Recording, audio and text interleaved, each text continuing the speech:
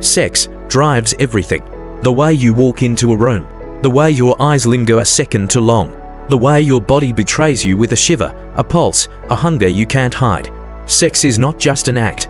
It's the electricity underneath your skin, the thoughts that sneak into your head at midnight, the fantasy you never tell anyone, but that shapes everything you do. And yet, the world treats it like a secret. We giggle, we blush, we hide. But tonight, no hiding. We're going to unwrap the psychology of sexuality, boldly, seductively, playfully, the way it should have always been told. So sit back, let your mind open, and let your body listen. Sexuality is one of the four great drives of being human. Hunger makes you eat. Fear makes you run. Anger makes you fight. But sex makes you surrender.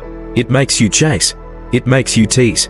It makes you risk your reputation, your sanity, your rules, for just one taste of skin, one moment of release, one whisper of connection. Your body was designed for it. Your brain, wired to seek pleasure. Every touch, every moan, every kiss releases chemicals that say, yes, more. Again, deeper. And that's why sex is dangerous, not because it's bad, but because it's powerful. It bends behavior. It shapes identity. It makes the shyest person bold, the strongest person weak, the most disciplined person reckless. That's not weakness. That's the truth of what it means to be human. But here's the strange part. Even though sex is so natural, we hide it. We joke about it. We whisper it behind closed doors, but we don't talk about it in classrooms. We devour porn in secret, but we never confess it in public. Why? Because society made sex into forbidden fruit. And you know what happens when something is forbidden. We crave it more. Think about your first crush. Think about the way your heart raced when someone brushed against you. Think about the ache you felt when you wanted someone but couldn't have them.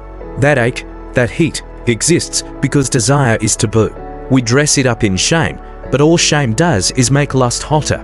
Let's play a little time travel game. Thousands of years ago, long before porn sites, long before Instagram thirst traps, there was art.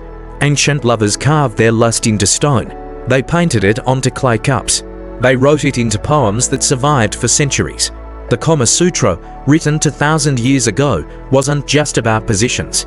It was about seduction, about how to kiss, how to tease, how to look at someone until their body begged for more. Even religion, as much as it tried to tame desire, couldn't ignore it. The Bible, the Quran, the Torah, they all wrote about sex, temptation, lust. Why? Because desire was too big to erase. Fast forward to the 1800s. A man named Havelock Ellis dared to study arousal and masturbation when everyone else pretended it didn't exist. He wrote 7 volumes of confessions, studying people's secret pleasures, discovering truths society wanted hidden. Then came Freud, bold, scandalous Freud, saying the unthinkable: children are sexual beings.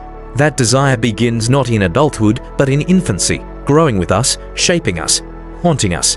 Society hated him for saying it, but he was right. We are sexual from the very beginning.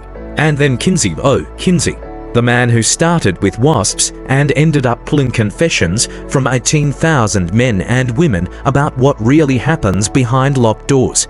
He discovered that what we think is normal in bed is just an illusion. That everyone, your neighbor, your teacher, your boss, has secret desires they'll never say out loud.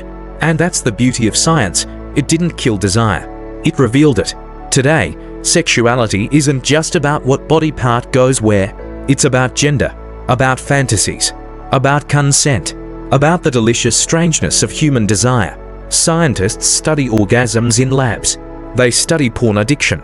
They study fetishes and paraphilias. They ask questions like, why do some people crave pain?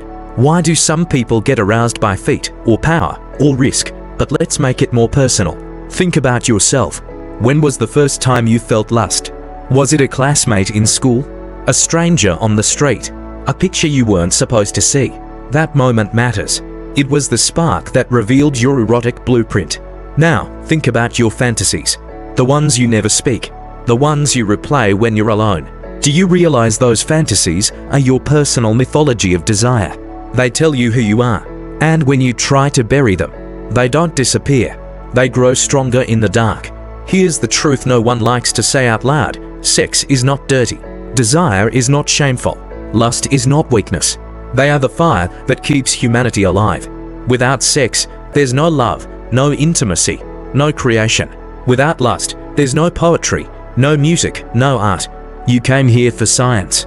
But what you really learned is that science and seduction are not enemies. They are lovers. Science explains what desire is. Seduction lets you feel it. So, what now? Now you get to stop being afraid of your own body. Stop being ashamed of your fantasies. Stop pretending your sexuality is smaller than it really is. Because the moment you embrace it is the moment you reclaim your power. Your body is wired for pleasure. Your mind is starving to understand it. The only question is, are you brave enough to explore it?